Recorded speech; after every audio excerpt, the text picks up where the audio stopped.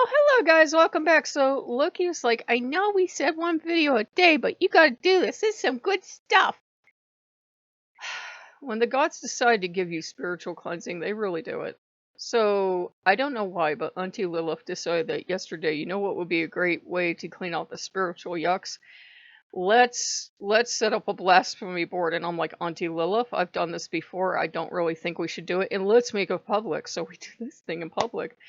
And we put down all the jokes and all the content I could find that we thought were hilarious, and all the stuff pointing out, well, if you look at that biblical story this way, it didn't work out great for most of the people. And, it was really cleansing and it was really good. It felt a little mean. It felt a little mean because when you tend to look for blasphemous humor, you get a lot of atheist content. And some of that stuff is downright fucking vicious. And that stuff I did not post. But a lot of it was pretty damn funny, too. Even growing up Catholic and having belief in Jesus and the Holy Spirit and the Virgin Mary and everything, I was still found the stuff hilarious. Because you should be able to laugh with your gods. Now, of course, you cannot laugh with the Judeo-Christian God, and there are very strict laws against that in some countries. But basically, blasphemy, to us is, and I made this example, and Loki's like, give them that! It's like going up to God and going, hey God, yeah? Look at my butt! And then doing a dance in front of your God and going, ha ha, look at my butt! I'm showing you my butt! And results will vary. Loki will probably go, yeah, I can do it too, and do something even funnier and sillier. Loki has a sense of humor, the Judeo-Christian god, according to his people. Not so much. And the thing is, like I told you, that was the very confusing thing. As I was growing up, I never got a sense that God had a problem with it. God wasn't nearly as high-tech and tetchy as his people were. But, that aside, blasphemy can be a gift because it can be a way of telling your God, "Hey God," and the God goes, "What? I think you're a poophead." What? And then you get to tell them why they're a poophead, and you can do it through the arts. You can do it through media. You can do it through a video. You can do it through a song. There's this great song called Jerry Falwell's God, and look, he's like, yeah. And you are allowed to do it. You are allowed to do it. Why? Because you have free will. And it's mysterious how they say you have free will, but you can't actually use it. It's free, but not really. There are terms and conditions. You can't use it to actually do anything you would enjoy or to tell God where to get off, because then God's going to smite you. But God never does. Nor do our gods. And you need that release valve. You need that release valve of being able to go up to the gods and insult them right into their face. Being well aware, as pagans, we experience our gods in the immediate here and now very often. And they will respond accordingly. They will not be flattered. I would not suggest doing an interpretive dance in front of Odin and telling him what you think of him. It might not end well. But, most likely you will be ignored. But then again, this is the old man. Loki, you would have much better results. But, it goes both ways, because sometimes the gods think we're the poop head. They think we're the poopy-headed human who didn't do the thing we promised to do. And they do stuff to get our attention. And it's basically, blasphemy coming right back at us. You know how I told you you were the sacred, wonderful people or person or whatever? I lied, you suck. So, they're allowed to do that. And it's part of every relationship, because basically every relationship, in a sense, whether it's between two people or a person and divinity, you can look at, there is a sort of divine sacred connection there. And you're totally allowed to go to your beloved and say, honey, you suck. Kiss my butt. And, the other person will usually be like, what? What did I do? And you can tell them, you're selfish, you're mean, you make up unfair laws. Does this sound familiar? Because this is what a lot of us thought when we left the church. We're like, you're selfish, you're mean, you make up unfair laws? What do you mean I can't see other gods? Because you're seeing millions of people. What up with that? And, and then if you do read the Bible, you're like, wait a minute, you have this goddess in your temple, then out of your temple, then in your temple, then out of your temple. Will you make up your mind? You don't even follow your rules. And let me tell you something. And you never get struck by lightning, right? Those are laws to protect the feelings of humans and to protect churches so they can continue to collect money. Gods really don't care.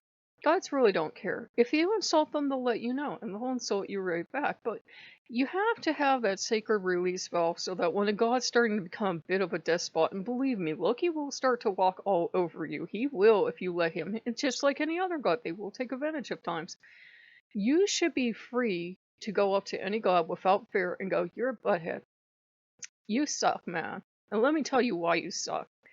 Now, they're probably not going to like it. Some of them have a reputation for not liking it. But, you should be able to air your grievances. It's how we to communicate without violence. It's like, "Hey, I think you're a butthead. Kiss my butt." So, and we do it all the time. You do it like husbands and wives on the earthly plane will do it to each other. They will do passive aggressive shit to each other all the time. If you've ever been in a relationship, you know what I'm talking about. No, yeah? Well, I'm not going to do that special thing I do when I make your lunch. I'll see how I fix your ass. And they, and you get really pissed if they don't notice it, right?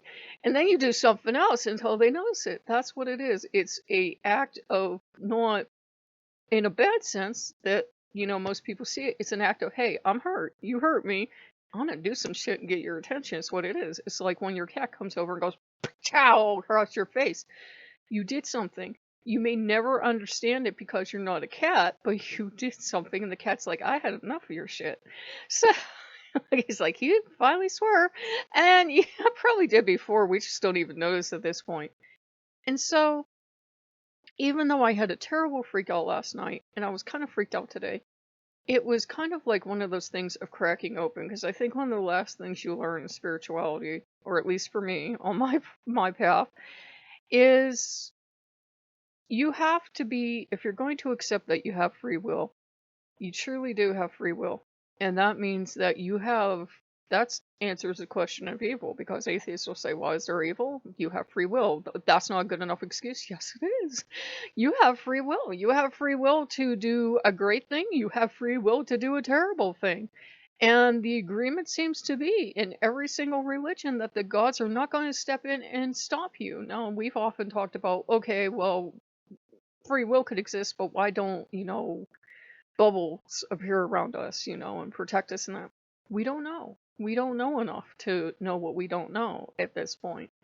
But, if you accept that you truly do have free will, and you truly do have free will to choose good actions or bad actions, and we're not talking about sin, we're talking about bad actions. You have free will to choose to help people or to hurt people, so forth and so on. You know that. But blasphemy is part of that gift. Blasphemy is the part of that gift where you walk up to a god and you tell them what you think.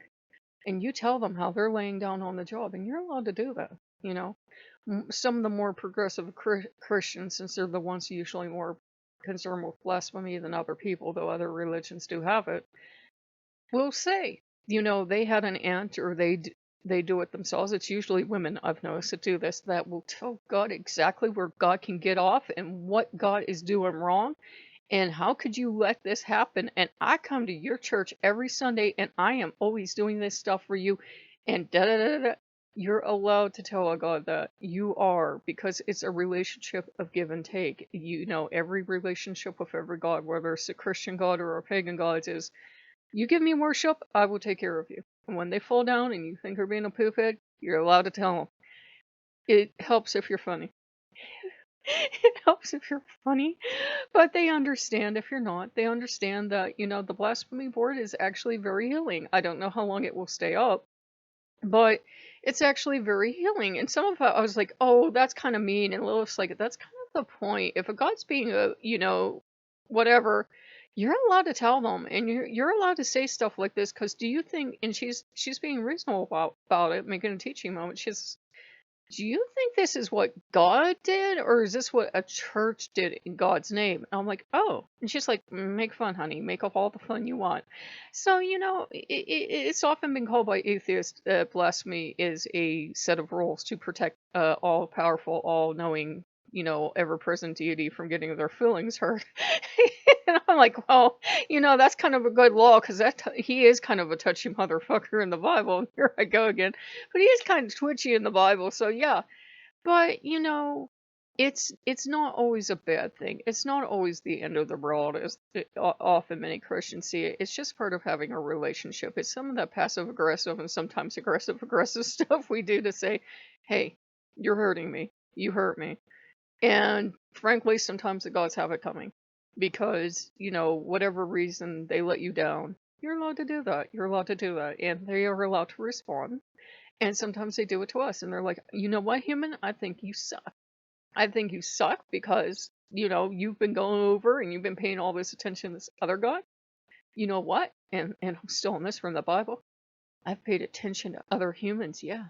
You suck it. So it's not quite phrased like that, but that is in the Old Testament fairly early on, too.